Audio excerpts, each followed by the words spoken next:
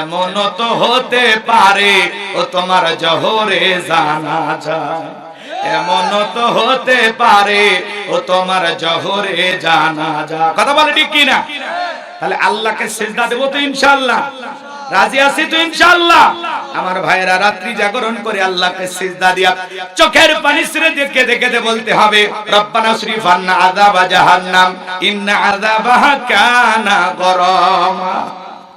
হে আমাদের রব, ওই কঠিন ভয়ঙ্কর জাহান্নামের আগুন থেকে আমাদের মুক্তি দাও, যে জাহান্নামের আযাব আর শাস্তি সহ্য করার ক্ষমতা আমাদের নাই। ওই জাহান্নাম বড় কঠিন জায়গা। আমার আল্লাহ ডেকে বলেন ইন্নাহা সাআত মুস্তাকাররা ওয়া মুকামা, নিশ্চয় আবাসস্থল হিসেবে বসতির জায়গা হিসাবে ওই জাহান্নাম কত না একটা নিকৃষ্টতম একটা স্থান। জাহান্নাম সুখের জায়গা না, ওইটা হলো যন্ত্রণার কারখানা। আমার আল্লাহ রাব্বুল আলামিন বলেন ইন্না জাহান্নামা কানাত মিরসাদা লিত্তাগিনা মাআবা লাবিসিনা ফিহা আহকাবা লা ইয়াযুকুনা ফিহা বারদাও ওয়ালা শারাবা ইল্লা হামিমাও ওয়া গাসসাকা।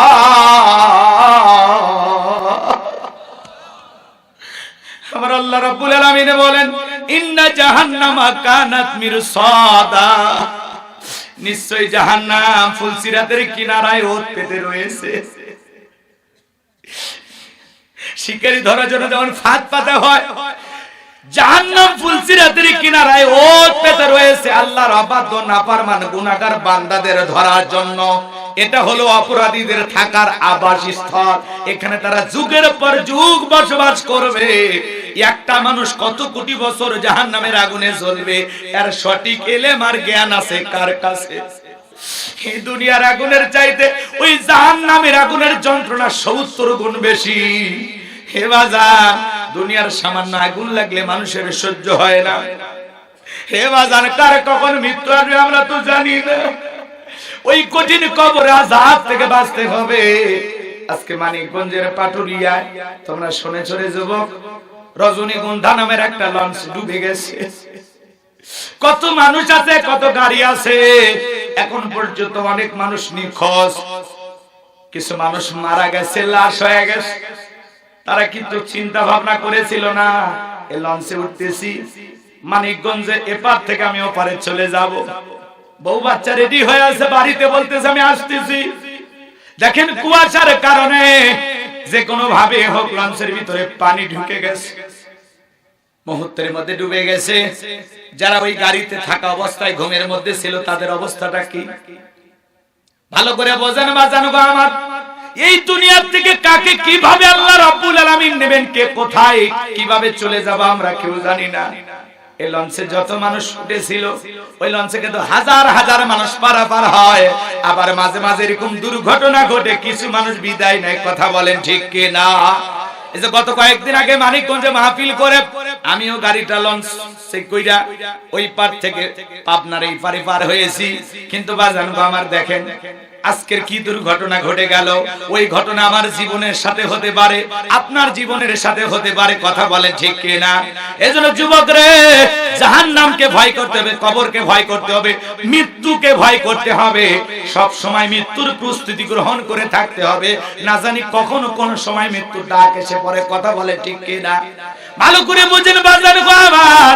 ওই জাহান্নামের আগুনে মানুষ জ্বলতে জ্বলতে পুড়তে পুড়তে, দুনিয়ার আগুনের চাইতে জাহান্নামের আগুনের পাওয়ার 70 গুণ বেশি। জ্বলতে জ্বলতে চেহারা পুড়ে অবস্থাটা খারাপ হয়ে যাবে। চেহারাটা পুড়তে পুড়তে কয়লার মতো কালো হয়ে যাবে। হাজার হাজার বছর জাহান্নামের আগুনে জ্বলবে। ক্ষুধার্ত হয়ে জাহান্নামীরা যখন খাবার চাইবে, আমার আল্লাহ তখন ফেরেশতাদেরকে বলবেন জাহান্নামের তলদেশে এক ধরনের ফলের চাষ করা হবে, যেই ফলের নাম হলো যাক্কুম, কাঁটাযুক্ত ফল। এই ফলটা খাদ্য হিসেবে যখন পরিবেশন করা হবে, ওই ফলটা পাওয়া মাত্রই বাজার জাহান্নামীরা গলার ভিতরে দেবে। গলার মাঝামাঝি আটকে যাবে, ভিতরেও যাবে না, বাইরেও আসবে না। যত গলা নাড়াচাড়া করবে, কাঁটাগুলো ফুটবে আর ফুটবে, যন্ত্রণায় দেহটা ছটফট করবে। জাহান্নামীকে আল্লাহ তাআলা এই ফল খাইতে দিয়েছেন ক্ষুধা নিবারণের জন্য না, জাহান্নামী বান্দার শাস্তি আরো বেশি বাড়ানোর জন্য। কথা বলে ঠিক কি না? এইবারে গলার মাঝামাঝি ফলটা আটকে যাবে, ওই জাহান্নামী মানুষগুলো পানি পানি বলে চিৎকার মারবে। আমার আল্লাহ রাব্বুল আলামিন তখন ফেরেশতাদেরকে অর্ডার দেবে, আমার বান্দাদেরকে পানি পান করাইতে দাও। কেমন পানি দেবে?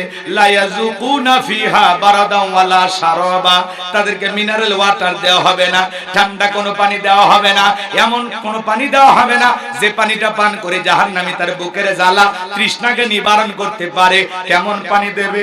আমার আল্লাহ বলেন ইল্লা হামিমা ওয়া গাসসাকা, এমন উত্তপ্ত ফুটান্ত গরম পানি পান করাইতে দেওয়া হবে যা পুষ ব্যতীত কিছুই নয়। ও গাইবান্দার মুসলমান, দেগের ভিতরে বড় বড় ফোড়া হয়, ফাটাই দিলে ভিতর থেকে কি বের হয়? টমেটোর রস। কি বের হয়? পুষ পুষ। হাসপাতাল থেকে সংগ্রহ করে যদি এক গ্লাস দেই, খাবেন 50,000 টাকা দেব। জোরে বলেন, খাবেন? কেউ খাবেন? 1 লাখ টাকা দিলে বুঝি খাবেন? শুনে ঘৃণা লাগতেছে, সিসি হুজুর এসব কি বলেন, এগুলো খাওয়া যায়? সূরা নাবার 25 নম্বর আয়াত। আলেম ওলামার যারা বসে আছেন বুঝতে পারতেছেন, আল্লাহ বলতেছেন ইল্লা হামিমা ওয়া গাসসাকা, এমন উত্তপ্ত ফুটান্ত গরম পানি তাদেরকে পান করাইতে দেওয়া হবে যা পুষ ব্যতীত কিছুই নয়। ওই দুর্গন্ধওয়ালা পুষওয়ালা পানি পান করা মাত্র জাহান্নামীর লারি গুড়িগুলো গলে গলে যাবে। ওই পানিটা চেহারার সামনে আসার মাত্র চেহারাটা ঝলসে যাবে, শরীরের গোশতগুলো খুলে খুলে পড়ে যাবে। জোরে কর নাউযুবিল্লাহ। এই যদি হয় জাহান্নামের শাস্তি, সেই জাহান্নাম থেকে বাঁচার জন্য আল্লাহ রাব্বুল আলামিনকে সিজদা দিয়া কান্না করার দরকার আছে না নাই? জাহান্নাম থেকে মুক্তি চাইবো কার কাছে? আল্লাহ ছাড়া আপনাকে আমাকে কেউ মুক্তি দিতে পারে? মাজান গোমার ভালো করে বোঝেন কিভাবে সালাত আদায় করবেন। নামাজের মতো আদায় করা লাগবে। সাহাবা ইকরাম যখন মরুভূমিতে সালাত আদায় করার জন্য দাঁড়িয়ে যেতেন, ওই মরুভূমির পাখিগুলো খেজুর গাছ মনে করে সাহাবীদের কাঁধের উপরে বসে থাকতো, মাথার উপরে বসে থাকতো। বিশ্ব নবীর সাহাবীরা সালাতে এত মনোযোগ, কাঁধে পাখি পড়ে থাকে, তারপরে টের পাইতো না। আল্লাহু আকবার বলেন। আর আমরা একটা মশা বললে এই হাতে এই জায়গায় আগে মশা মারে, তারপরে নামাজ ধরে। কথা কন না কেন? আছে না নাই? হযরতে তালহা রাদিয়াল্লাহু তাআলা সালাত আদায় করার জন্য দাঁড়িয়ে গেছেন। ছেলেটা খেলা করতেছিল, জঙ্গল থেকে সাপ এসে সন্তানটাকে পেঁচিয়ে ধরেছেন। হযরতে তালহা রাদিয়াল্লাহু তাআলা নামাজ শেষে জিজ্ঞাসা করলেন, বিবি রে, বাড়িতে এত মানুষজন, ব্যাপারটা কি বুঝলাম না। দেখে বলে, স্বামী গো, আপনি যখন নামাজে দাঁড়িয়ে গেছেন, জঙ্গল থেকে সাপ এসে আপনার ছেলেটাকে পেঁচিয়ে ধরেছিল। আমি মানুষজনকে ডাকলাম, ছেলেটাকে বিপদ মুক্ত করলাম। এত ঘটনা আপনার চোখের সামনে ঘটে গেল, আপনি কি কিছুই বলতে পারেন না? হযরতে তালহা রাদিয়াল্লাহু তাআলা বলেন, বিবি রে, নামাজের মধ্যে মন যদি এদিক সেদিক চলে যায়, তাহলে নামাজ তো আর নামাজ থাকে না। বলেন আল্লাহু আকবার। সাহাবা ইকরামদের সালাতের ভিতরে মনোযোগ কত গভীর! আল্লাহু আকবার বলেন। সন্তানকে সাপে ধরে টের পায় না, সালাতে এত মনোযোগ। আর আপনি আমি নামাজ পড়ি গাইবান্ধায়, মন চলে যায় ঢাকা শহরে। নামাজ পড়ি গাইবান্ধায়, মন চলে যায় ভারতের বর্ডারে। নামাজের ভিতরে দাঁড়ায়া আমাদের মন খালি ছটফট করে, তিরিং বিরিং করে। কথা কন না কেন? নামাজের ভিতরে মন অস্থির থাকে না, বড় অস্থিরিত হয় নাকি? স্থির থাকে না, বড় অস্থির। একটা গবেষণায় বলা হয়েছে, বাংলাদেশের এমনও মুসল্লি আছে যাদের মন নামাজের ভিতরে 8 সেকেন্ডও স্থির থাকে না। কথা কন না? আমরা নামাজে দাঁড়াই, আমাদের মন খালি ছটফট করে। ওই জন্য আমি গোলাম রব্বানী আফসোস করে বললে তো অনেকে মন খারাপ করে। বলবো আমাদের মন হলো পাগল মন। কি মন? পাগল মন, খালি ছটফট করে। কথা কন, কথা কন।